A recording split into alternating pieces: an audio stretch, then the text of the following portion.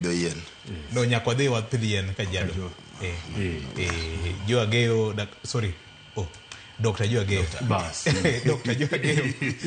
Nyakwa bo pidhien kendo. Ka kamano nyakwa mga juang pau fwambo gi keyo e piny luo geno neno lokruok mar ria tarik 20 dwe mar 11 higani.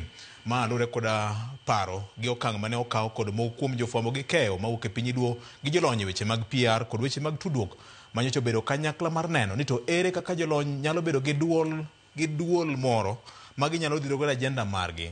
Gikone koro nyasi ma kamano koro chiegni chakore tarik 20 dwe mar 11 higani. Senior ma pod en mana kongwa. Ok odomere kongwa. Nitiere budho mar tipo kaka Governor wacho ni ija pang budho mar tipo un gi SG kachiel kod jakom Amimo Festus Udawasi. Wan gi budho. Budho pangi. Budho pangi. Budho koro sechopo. Yes. Apa ni higni ariyo mokalo mana e kambi mar Royal Media Service ka. Nyalo paro kane wabet kodi piny to gi Luke Awich mano gai ma fake. To wago mbaka tu wapenjore ni wan kaka jofwambo. Tijwa mar fwambo ni jofwambo ma joluo wa onge ga put moro. Mwa betie kanyakla mwa goye mbaka to mbaka mar dongruok marwa. To tok go mbaka no ne waneno ni wabedie gi jowete wa mamoko bende wagoye godo mbaka waneno to bende ma en paro ma wanyalo dhi godo kamoro. To en paro manoyudo rwak makende kuom jowete wa mang'eny mane wa keto kenge mar chako gimiluongo ni jofwambo Welfare Association. Ma en riwruok mar jofwambo duto ma joluo manie piny Kenya kae. To gimomiyo nwachake kwang'iyo ni tok fwambo kata sama ine fwambo to bende idongori kaka in. Koso in ichiew titiyo tidoke ot to mane kaka en. Adira makende VOJ en ni ng'enywa jofwambo tok ko wasega tieko tijwani. To ngima wa ok bedie maber ahinya. Koro mage gik mane wang'eyo makoni tang'o gang'o giri madwa tim madimiwa jofwambo teko mar tok tijwa mar fwambo ni to bende wanie gi gimoro mwaketo. Mibro bet piny ting'yo tikoni ndalo mana fwambo na timo achiel ariyo adek. Ma emomiyo nwachako gimiluongo ni jofwambo Welfare Association.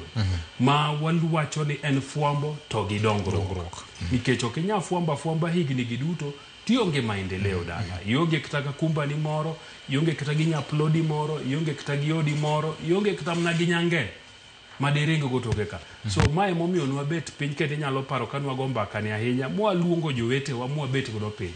Ma wawinjore ni nitiere dwaro mar jofwambo ma joluo nikech king'iyo jowete wa malakteche gin godo. King'iyo jowete wa mokinde gin godo. King'iyo wa jowete matiyo weche mag accounting gin godo. King'iyo jok manitiere engineering gin godo. So jolony duto makaluo niga put gi moro magi goye mbaka gi makata ka nitiere nafase mag yudo tije kata dongruok ni koro tich owuok kamoro to mane magi dhie to gikoni an gi nafas maka.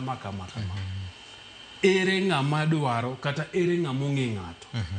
Wane fwambo ka watudore gi jotelo mang'eny to samore go mbaka gi jotelo go to ginyisi kit nafase kata mna mag tije kata mna oraka magin godo gi. To ka wane aputa enano to wanyalo koni nya wuotho kama kata ka kore en Lang'ata. To mheshimiwa Malang'ata Felix kod Odiwuor Jalas owacho ni ene gi basari mokadek. Jowete ng'ama dwa miye ng'ama nigi ng'ato madwaro gini. So nwang'eyo ni ma en aput kendo nafas maber mar mondo jofwambo bedo godo piny to riwo wigi to gipare weche mag dongruok. Emomiyo nwachake to wasebedo gi higni ariyo mwagoyo kenge mopogore. Bagni gi tungni osebetie. Nitie jomose wacho kaka ideni gigi rachwa joluo en ni samoro idwa cham kata gima onge. Jo wacho ni ochamo mawa bendo sebeti. Joko cham go mawa. Nikech ing'eni gimigole e pesa. Jomoko dwa gadi kagolo pesa na kawuono kata obed mna siling 300. To kinyadwa no selokore siling 1300. Timi ya chame.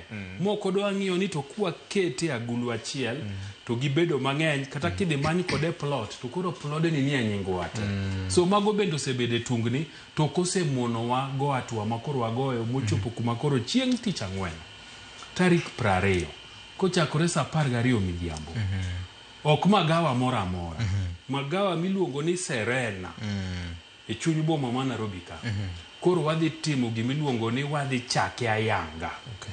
Waluongo jotelo mopogore opogore, waluongo jofwambo wetewa mopogore opogore mondo wabed piny, walonch gini, to wamiel, to wachiem, joma jonyuka bendo madhie nyuka, nikech en nyasi.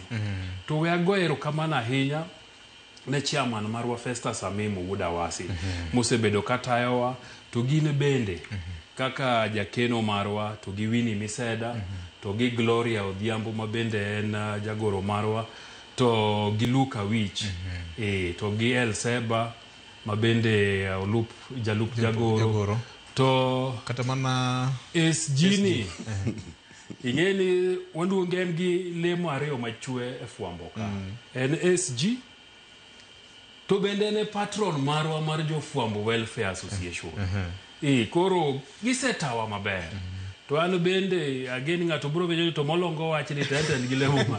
Ato an e ruodh goro. Ato an e ruodh goro mar jofwambo.